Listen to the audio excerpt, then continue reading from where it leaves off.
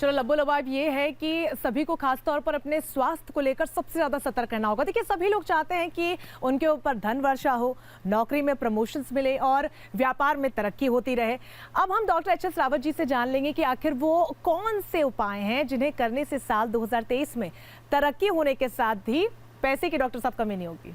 बिल्कुल रंजन जी, मैं सभी दर्शकों को बताना चाहता हूं, ज्योतिष एक विज्ञान है, पवित्र विज्ञान है, कोई अंधविश्वास नहीं है। इसके हम साइंटिफिक उदाहरण भी आपको साथ में देते रहते हैं। ब्रह्मांड के अंदर दो सबसे ज़्यादा शुभ ग्रह होते हैं, देवगुरु बृहस्पति और शुक्रदेव, यानी दैत्य गुरु और देवगुरु। बृहस्पति के पास धन का डिपार्टमेंट होता है, यानी वो अपने आप स्वतः ही धन देता है। अगर हम बृहस्पति को मजबूत करें, अब मान लो कुंभ राशि की बात करते हैं तो उनका बृहस्पति धन भाव पर भ्रमण करेगा 22 अप्रैल तक। बृहस्पति कैसे मजबूत होगा?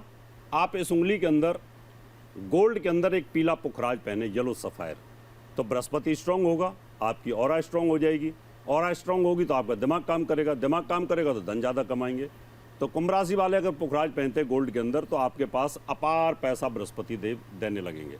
अब मान लो आप कहेंगे जी हम तो गोल्ड में पहन नहीं सकते, हम तो पैसे के वाले नहीं है, गरीब आदमी है, तो आप तांबे के अंदर भी इसको पहन सकते हैं।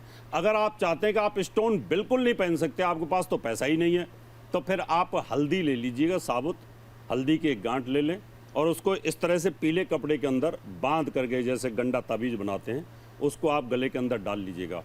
येलो कलर आपके शरीर के अंदर बढ़ना चाहिए।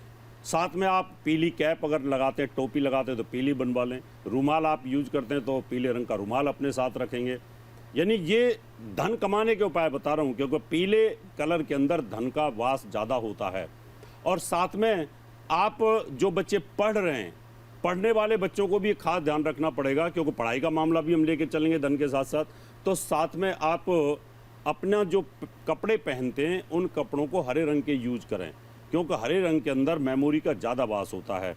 आप पन्ना और मोती का एक लॉकेट गले में डाल सकते हैं, उससे कंसंट्रेशन मजबूत होगी। रात को सोते वक्त और पढ़ते वक्त वाइट ड्रेस और ग्रीन ड्रेस का इस्तेमाल करिएगा। अपने जो चद्दर तकिए वगैरह हैं जितने भी, उनको ग्रीन और वाइट यूज करिएगा, क्योंकि वाइट से शांति मिलती है, कंसंट्रेशन आती है, और हरे रंग से मेमोरी, यानी ऊपर से हम मेमोरी को लेके आते हैं, तो इनका आपको निश्चित तौर पर लाभ मिलेगा। अब जिनका वृश्चिक राशि वालों का बृहस्पति पंचम भाव में चलेगा तो यहाँ पर भी ये पैसा देता है, क्योंकि दिमाग से ही पैसा आएगा। तो इस प्रकार से आप इसको मजबूत कर सकते हैं।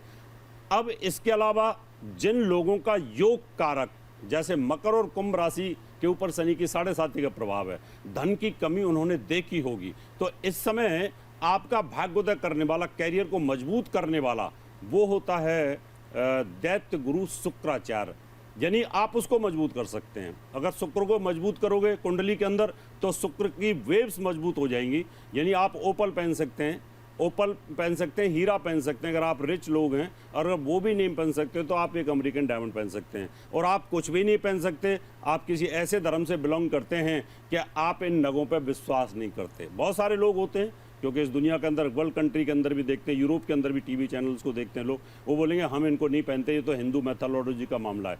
तो फिर आप इससे संबंधित एक उपाय कर सकते हैं, आप कपड़े पहन सकते हैं, यानी वाइट कपड़े ज़्यादा यूज करेंगे तो आपका निश्चित तौर पर ब्रेन लेवल अच्छा रहेगा। इस समय ब्लैक कपड़े आपको बिल्कुल नहीं पहनने। ब्लैक कपड़े कहीं ना कहीं टेंशन और डिप्रेशन दे के चलते हैं, एंग्जाइटी दे के चलते हैं, तो इसको आप रोकिएगा। शनिवार का आपको व्रत करते रहना है, इसके मंत्रों का जाप करते रहिए, क्योंकि इस समय जो शनि है वो धन को रोकने की कोशिश करेगा और बृहस्पति धन को देने की कोशिश करेगा। तो इसका आपको निश्चित तौर पर उपाय करना चाहिए। और साथ में एक चांदी की कटोरी ले लें आप, और चांदी की कटोरी के अंदर चंदन भर के रखें, और सुबह सुबह आप उस चंदन का टीका लगाते रहिए, इससे आपका शुक्र मजबूत होगा। बिल्कुल डॉक्टर साहब, जिस तरीके के उपाय आपने समझाए हैं, उम्मीद है कि इन सभी ने दर्शकों ने न सिर्फ सुने होंगे बल्कि नोट डाउन भी कर लिए होंगे। देखिए, हमने पैसा कमाने वाले तमाम उपाय जान लिए, कुंडली में शनि की स्थिति के बारे में भी हम आगे जानेंगे, लेकिन उससे पहले श्रुति द्विवेदी जी, मैं आपसे समझना चाहूँगी धनु, मकर, कुंभ और मीन राशि वालों के लिए आने वाला साल कैसे रहने वाला है, और अगर कुछ उपाय करने हैं तो वो आप बता सकें।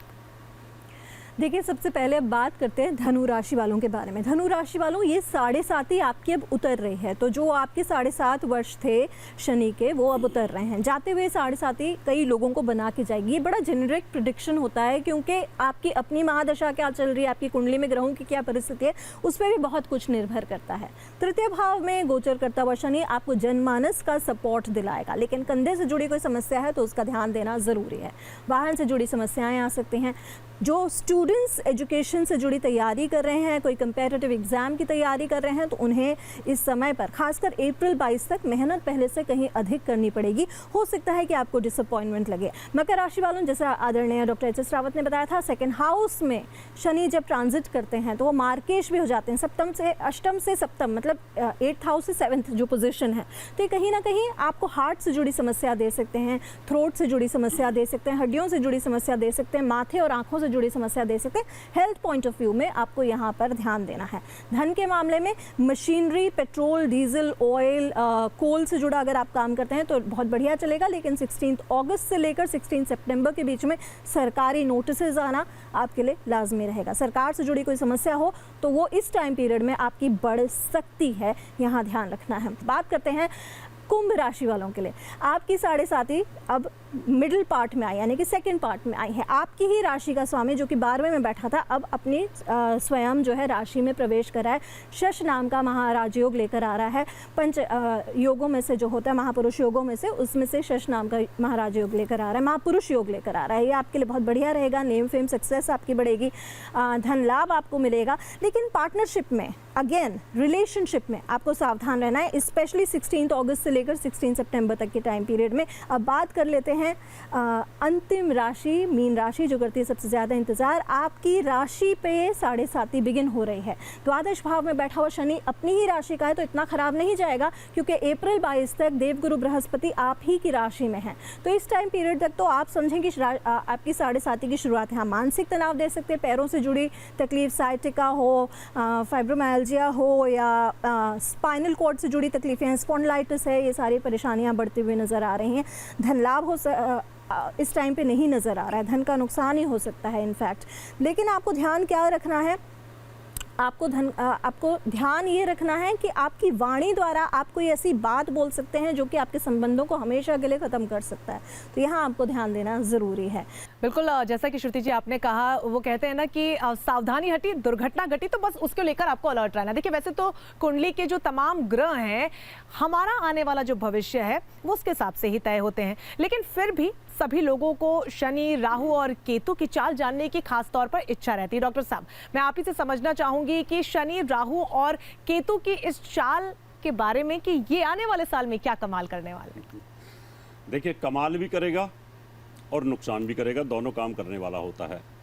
मैंने पहले भी बताया था कि शनि जब लगता है तो राजा से रंक बना देता है और रंक से राजा बना देता है। शनि ने अपनी दशा के अंदर पांडवों को भी घर घर में भीख मांगने को मजबूर कर दिया था, और राजा दशरथ पर जब लगा था तो वो भी जंगल में भटक गए थे, उनसे हत्या हो गई थी।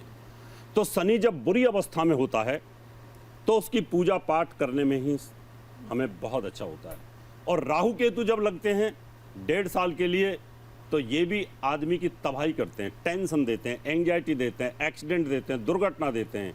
और लगातार जो कोरोना जैसी बीमारी आती हैं, अस्थमैटिक प्रॉब्लम्स आती हैं, नर्वस सिस्टम को कमज़ोर करता है, हार्ट से संबंधित तकलीफ आती हैं, उनको भी प्रॉब्लम क्रिएट करते हैं। अब मैं आपको बताता हूँ कि शनि का जो गोचर है वो अपने गोचर के अंदर घूमते घूमते 7 राशियों पर इसका इफेक्ट रहेगा, जिसमें कुछ का अच्छा, कुछ का ज़्यादा। यानी धनु से हटेगा, मकर, कुंभ और मीन 3 राशियों पर शनि की 7.5 रहेगी।